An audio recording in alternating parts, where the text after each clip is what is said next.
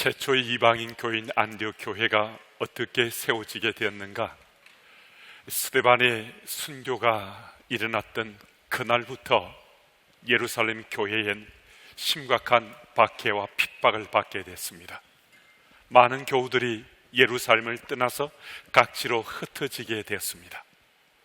교우들이 각지로 흩어지게 된 것은 핍박과 박해 때문인데, 이로 인해서 이방 도시에 예수 복음이, 예수님의 이름이 전해지게 되었는데, 이방 도시인 안디옥까지도 예수 이름이 전해지게 되었습니다.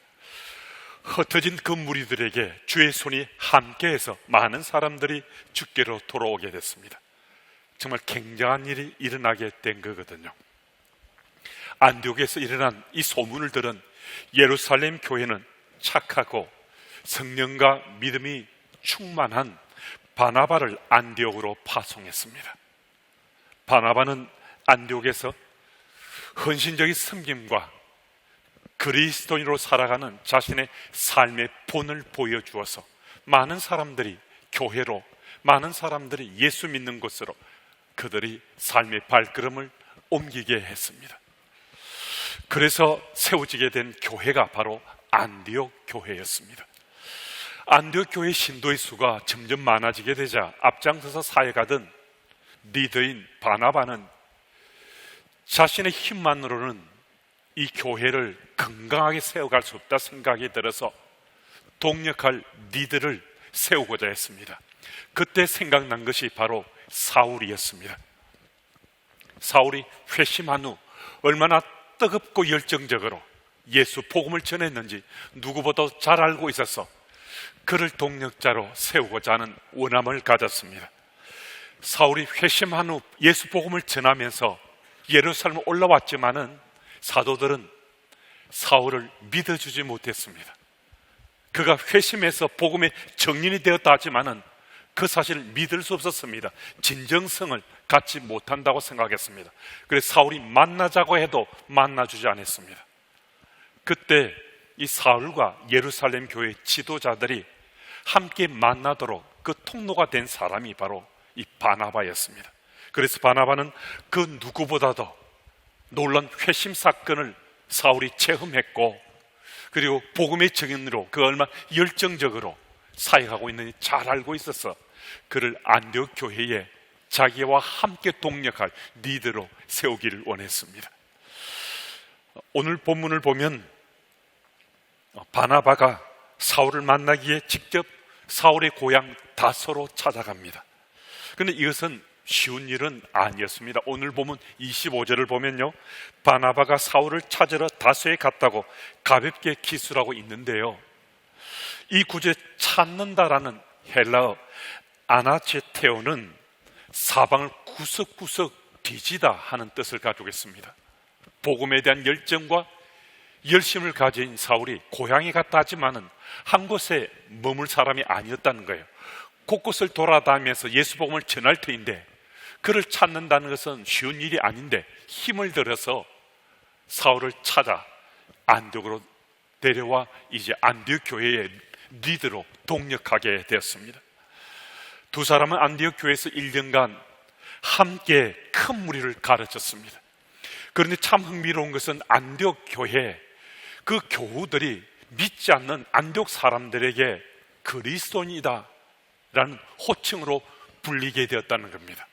그것도 예수 안 믿는 사람들이에요. 그냥 안디옥에 예수 믿지 않는 사람들이 예수 믿는 안디옥 교우들을 그리스도인이다 칭했다는 겁니다.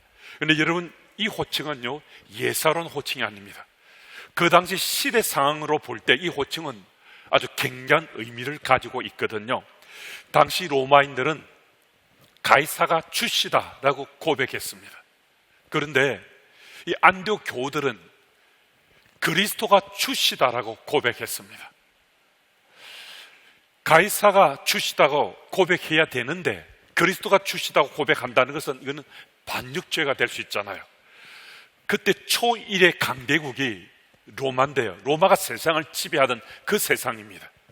그 세상 속에서 가이사가 아니고 그리스도가 주시다고 고백한다는 것은 이것은 큰 위험에 빠질 수도 있었습니다. 그런데 이 안디옥 지역의 사람들이 안디옥 교우들을 칭찬하고 그들을 높여준다는 의미에서 그들의 삶에 절제하고 경건하고 아름다운 삶을 보면서 그들 그리스도인이다 칭했다는 겁니다. 반역죄나 반역을 일삼는 그런 스토리 말고요, 정말 그들의 삶이 본이 되어서 아름다운 삶을 보고 감동받아서 그리스도인이다 칭했다는 겁니다. 그리고 이때 이런 새로운 호칭이 출현했는데 기독교 사회에서도 이건 굉장히 의미 있는 일이 일어난 겁니다. 그리스도인이라는 호칭이 생기면서부터 그 이전까지 유대인, 비유대인이라는 이분법적 구별이 사라지기 시작했습니다. 그 전까지는 유대인이든 비유대인이든 그들이 그리스도를 함께하는 이런 자리를 세상 사람들은 인정해 주지 않고 유대인들도 인정하지 않았습니다. 그런데 그리스도인 호칭이 생기면서 이제 이분법적인 유대인, 비유대인이 사라지고 문화적 백그라운드나 언어나 인종을 초월해서 그리스도인 새로운 인류가 마치 탄생한 같은 그런 이야기가 전해지기 시작했습니다. 그런데 안디옥 교우들이 그리스도인이라 칭함을 받았는데 이것의 결정적인 동의는 과연 무엇이었는가? 오늘 본문 26절 말씀을 보면 바나바와 사울을 통해서 주의 말씀이 안디옥 교우들에게 가르치게 되었을 때, 안디옥 교우들이 주의 말씀으로 훈련받게 됐을 때 그들이 훈련과 가르침을 통해서 그리스도인이다 칭함을 받게 되었다는 겁니다. 이건 참 중요하잖아요. 그리스도인이라 불림을 받았다는 것은 주의 말씀을 통해서 훈련받고 그들이 가르침을 받고서 그리스도인이 되었다는 겁니다. 그래서 주의 일꾼은 다른 무엇보다도 하나님 말씀을 통해 훈련받은 자가 주의 일꾼이다라는 것을 밝혀줍니다. 우리는 오늘 한정직 선거가 있습니다. 주의 일꾼이 되기 위해서 최우선적 조건이 다름 아니라 하나님 말씀으로 훈련된 자야 한다라고 말씀해 주고 있습니다. 오늘 우리들이 사람을 뽑을 때 그분이 하나님 말씀으로 훈련된 자다라는 이 사실이 믿어지면요, 우린 투표소에 가서 그 사람의 이름에 기표를 해야 된다는 것입니다. 그런데 어떤 분이 하나님 말씀을 통해서 훈련을 받은 자인가? 이 세 가지를 좀 말씀드리고 싶은데요, 이 세 가지에 합당한 사람이라면 그는 주의 일꾼으로 하나님 말씀으로 훈련된 자다, 준비된 자다 할 수 있습니다. 이 세 가지에 대해서 제가 다른 모임에서 말씀을 드린 적이 있습니다. 먼저는 예배의 헌신성입니다. 예배자로 우리는 다 주님께 나왔습니다. 이 자리에 그냥 앉아 있는 것 말고요, 예배자의 삶을 드리는데 정말 영과 진리로 내 삶을 들여 예배 드린다 하는 의식이 아주 분명한 사람, 교회 공동체에서 예배자로 예배를 드리는 자리에서 내가 정말 불가능한 경우는 어쩔 수 없지만은 예배의 자리를 지키고 사모하는 사람, 그 사람은 예배에 헌신한 사람이다 할 수 있습니다. 그래서 오늘도 내가 내 삶을 들어 예배자로 나아가고 있다, 여기 예스 하는 사람은 예배에 헌신한 사람이다 라고 할 수 있습니다. 그리고 다른 또 하나는 물질의 순결성입니다. 우리 교회는 하나님 앞에 물질을 바쳐야 된다는 것을 강요하지 않습니다. 저도 부임한 후에 딱 한 차례 이 헌금에 대해서 말씀을 드렸는데, 그때도 헌금을 많이 하라 말씀드린 것이 아니라 무기명 헌금에 대해서 말씀을 드린 적이 있습니다. 물질은 하나님 은혜에 감동받아서 바치는 것이지 억지로나 강요해서 바치는 것이 아니거든요. 그래서 제가 강단에 서서 헌물을 많이 바치라고 말씀드리지 않아도 예수를 그리스도로 믿는 사람이라면 하나님 말씀이 말씀하시는 것이니까 말씀에 따라 내가 헌물을 바치게 된다는 거거든요. 하나님께서는요, 성경 66권을 딱 한 곳에 우리에게 하나님 열의 하나를 구별해 바치라고 말씀했습니다. 그건 하나님 말씀이에요. 그것도 하나님께서는 성경 66권을 통해 딱 한 차례 나를 시험해 봐라, 하나님께서 복을 주시는지 주시지 않는지 시험하라라고 말씀하시면서 열의 하나를 바치라라고 말씀했습니다. 하나님께 말씀하신 것에 대해서 제가 이 강단에서 그 말씀을 강요하거나 또 강하게 메시지를 전할 필요가 없잖아요. 주께서는 말씀하셨습니다. 적당히가 아니라 말씀은 충실하게 행할 때 하늘의 복으로 약속하신 말씀이 우리의 삶에서 이루어진다라고 말씀했습니다. 그리고 또 비록 물질이 내 소유라 하더라도 그래서 사치나 낭비가 아니라 가난한 자들과 이웃을 돌아보게 바르게 쓸 때 물질의 순결성이 있다라고 말씀하고 있습니다. 그리고 또 하나는 영적 훈련의 적극성입니다. 교회에서 진행되는 여러 가지 영적 훈련에 내가 적극적으로 임할 수 있는 자여야 한다는 것입니다. 교회에서 개설되는 모든 강좌나 훈련에 내가 임할 수는 없지만은 세미나라든지 기도회라든지 또 겨자씨 모임이라든지 영적 훈련을 받고 나눔을 할 수 있는 곳이라면 적극적으로 우리가 참여할 수 있어야 영적 훈련에 적극성을 띠는 이다라고 할 수 있습니다. 이 세 가지 사실에 대해서 예스라고 답할 수 있으면요, 이번 임직 후보자가 된 사람은 말할 것 없고 또 임직 후보가 되지 않은 분들도 우리는 주의 일꾼이 되고자 항존 직분자 돼서 더 앞장서서 교회를 섬기고자 하는 원함을 가지시는 것, 이건 참 필요하다는 것입니다. 오늘 이 질문에 대해서, 이 세 가지 질문에 대해서 우리는 이해할 수 있는 하나님의 사람으로, 일꾼으로 우리가 세움받아야 된다는 거거든요. 작년 창립기념주일에 말씀드린 적이 있습니다. 주님의 교회는 예배 참석을 강요하지 않아서 참 좋은 교회, 헌금을 무기명으로 하기 때문에 참 좋은 교회다라는 이 말들이 회자되는 얘기를 제가 듣고 말씀을 드렸습니다. 그래서 주님의 교회가 참 좋은 교회라는 거예요. 예배 참석을 강요하지 않아서 좋은 교회, 예배를 빠지더라도 전혀 부담이 되지 않아서 참 교회다. 이게 정말 좋은 교회입니까? 헌금 생활에 자유라서 참 좋은 교회, 헌금을 안 해도 아무도 모르기 때문에 참 좋은 교회다. 이 교회가 정말 좋은 교회입니까? 이 교회가 정말 여러분과 제가 섬기는 주님의 교회라면요, 이 교회는 하나님 기뻐하시는 교회가 아닙니다. 주님의 교회 성도들이 밖에 나가서 내가 섬기는 주님의 교회 참 좋다라고 얘기할 수 있는데요, 그 얘기를 할 때마다 만약에 이런 교회라면 우리는 창피를 느끼게 됩니다. 우리 부끄러워해야 됩니다. 성도의 가장 기본기인 예배 생활과 헌금 생활에 우리 적당해도 좋은 교회, 대충 해도 좋은 교회, 그런 교회가 주님의 교회라면요, 원래 주님의 교회가 세워질 때 그런 교회 아니었습니다. 주님이 참 주인된 교회라는 창립 정신에 따라 몇 가지 대원칙을 세웠는데, 그 원칙은 있는 교회지만은 강남에 여러 대형 교회들과 우리 교회가 뭐 다른 것이 있겠습니까? 우리가 비난하고 안타까운 그런 교회와 우리 교회가 뭐가 다르겠습니까? 몇 가지 대원칙을 지켜가는 것 같지만은 실제는 대충 하자는 거잖아요. 적당하게 하자는 거잖아요. 이것은 주님의 교회 창립될 때 그 주님의 교회가 아니라 변질된 주님의 교회입니다. 교회 창립 정신의 대원칙 중에 하나인 무교명 헌금도 사람 앞에 이름을 쓰지 않아도 하나님이 아시니까 더 정직하게 바르게 바치고자 무기명으로 헌금을 하면서 철저하게 그것을 지켜간 교회가 주님의 교회입니다. 무기명이기 때문에 더 철저하게 하나님 앞에서 우리 삶을 정직하게 바르게 세우자는 그 원칙으로, 그 원칙을 지킨 교회가 주님의 교회였습니다. 그래서 지금도 많은 교우들이 무기명이지만은 11조 등 헌금 생활에 충실하게 신앙의 삶을 살고 있습니다. 그런데 예배 생활과 헌금 생활을 적당하게 해도, 대충 해도 괜찮은 교회다라고 생각한다면 주님의 교회는 이미 변질된 교회가 틀림없습니다.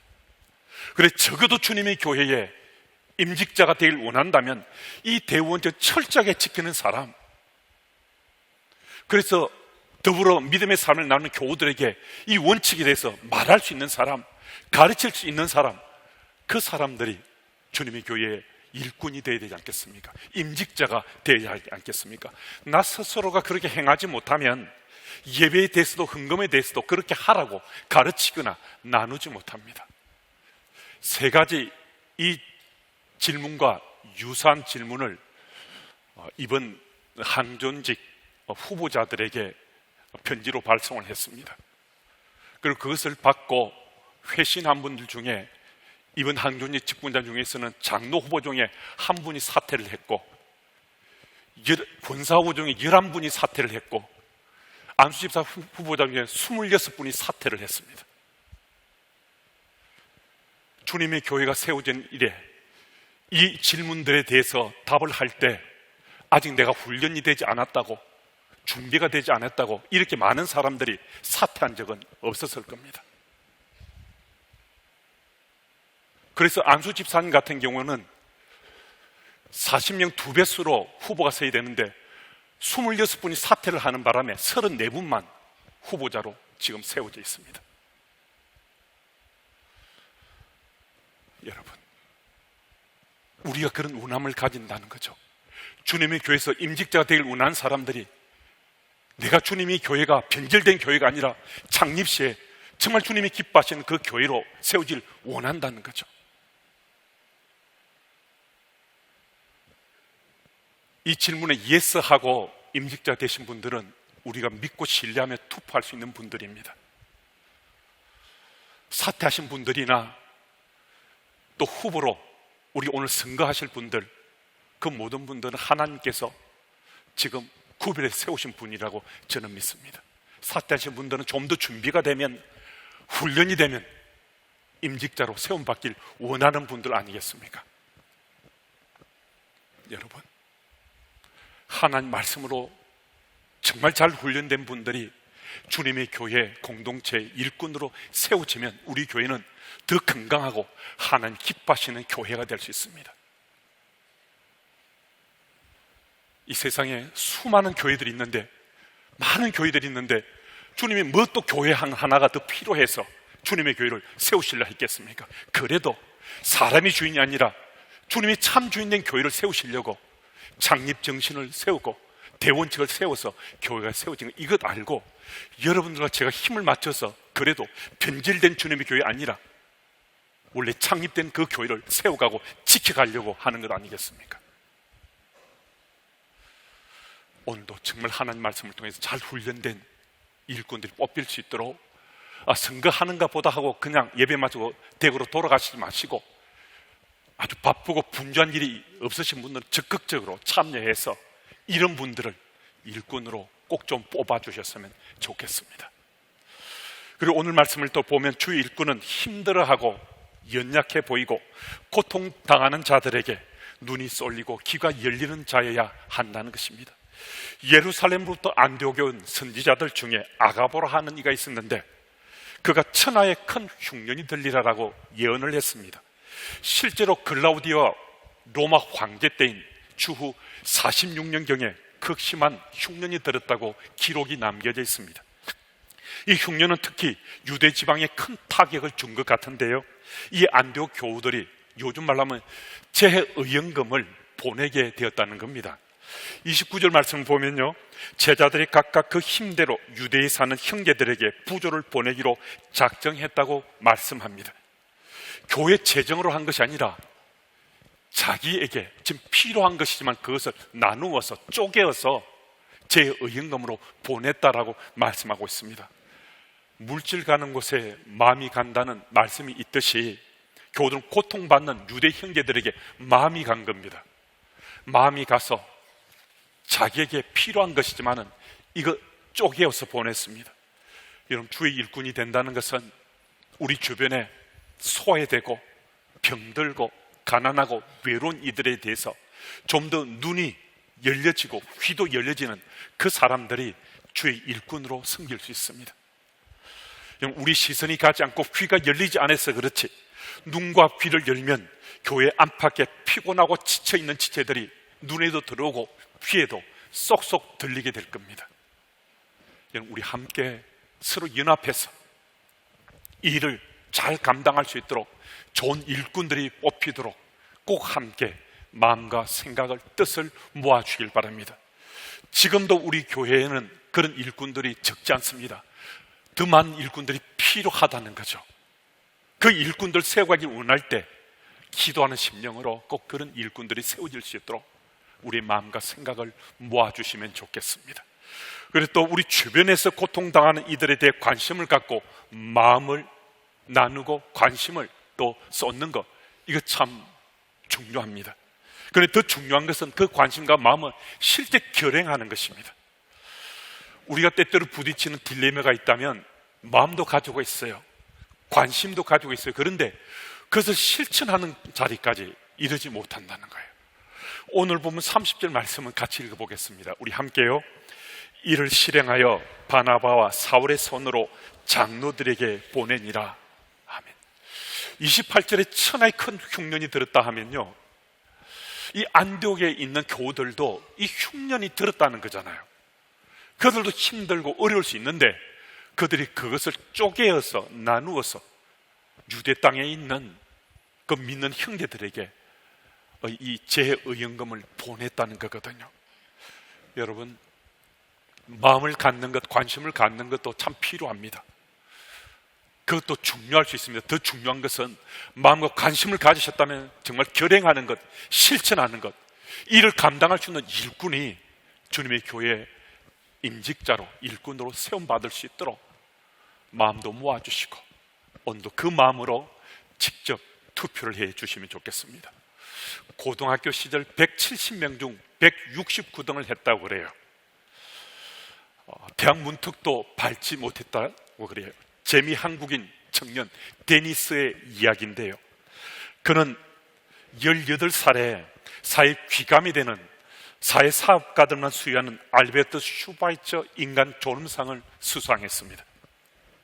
그는 워싱턴 포스트가 2면에 걸쳐서 세계에서 가장 경이로운 22살 청년이라는 그런 타픽으로 그 지면을 할애할 정도로 아주 특별한 청년 그리스도인입니다. 그는 재미 한국인 환경운동가인데요, 그가 책을 한 권 썼는데 그 책 이름이 작은 실천이 세상을 바꾼답니다. 그는 그 책을 통해서 15분만 내가 생각, 내 마음, 내 속에 있는 그 실천하면 세상에 기적이 일어난다는 겁니다.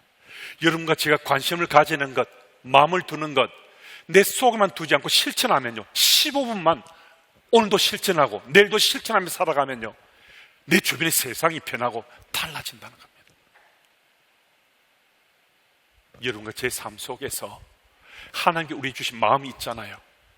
하나님께 우리가 보고 느끼게 하는 관심이 있잖아요. 그 15분만 세상 속에서 실천하면요, 세상이 달라진대요. 세상이 바뀐다고 합니다. 여러분, 이 시대가 요구하는 주의 일꾼, 주님의 교회 공동체의 리더는 이 관심과 마음을 직접 실천하는 일꾼입니다. 오늘 후보자 명단을 쭉 확인해 보시고 정말 관심과 그 마음을 마음속에만큼 담지 않고 실천할 일꾼들이 누구신지 기도하는 마음으로 꼭 투표에 참여하셔서 주님의 교회에서 하나님 나라를 위해서, 주님의 교회를 위해서, 이 땅을 위해서 쓰임받을 일꾼들이 꼭 피택될 수 있으면 좋겠습니다. 여러분, 관심 가는 만큼, 마음이 가는 만큼 실천할 수 있어야 됩니다. 여러분, 구체적으로 우리가 실천하게 되면요, 세상은 훨씬 더 밝고 따뜻하고 아름다운 세상이 될 수 있습니다. 그래서 오늘도 행복은 작은 실천에서 자라난다는 이 사실을 마음속에 다시 한 번 더 다질 수 있는 우리가 되면 참 좋습니다. 작은 실천이 참으로 놀라운 일들을 행한다는 이 사실을 믿고서 하나님 나라 확장을 위해서, 주님의 교회 공동체의 건강함을 위해서 오늘도 우리에게 맡겨진 일들을 잘 감당해 가시기를 예수 이름으로 축복합니다. 하나님 아버지, 사랑한 주의 백성들이 주의 일꾼이 되고자 다시 한 번 더 자신을 돌아보고 마음먹게 해주시니 감사합니다. 오늘 공동의회를 개해서 지금 한경지 선거가 진행 중에 있는데 주께서 마음껏 쓰실 수 있는 일꾼들이 선택될 수 있도록 주님 도와주옵소서. 무엇보다 말씀으로 잘 훈련되고 가난하고 소외되고 고통당하는 자들에게 마음과 관심을 두고 또 그것을 직접 행동으로 옮겨 실천하는 이들이 주의 일꾼으로 뽑힐 수 있도록 주님 도와주옵소서. 주의 일꾼들을 통해서 하나님 나라를 확장하고 주님의 교회가 하나님 기뻐하신 교회로 더욱 든든히 세워져 가게 주님 역사해 주옵소서. 2주간에 걸친 임직자 선거 과정을 주님께 맡겼고 이번 한 주간도 일상 속에 주의 일꾼된 자로 살아가게 주님 역사해 주시기를 예수님 이름으로 기도드립니다. 아멘.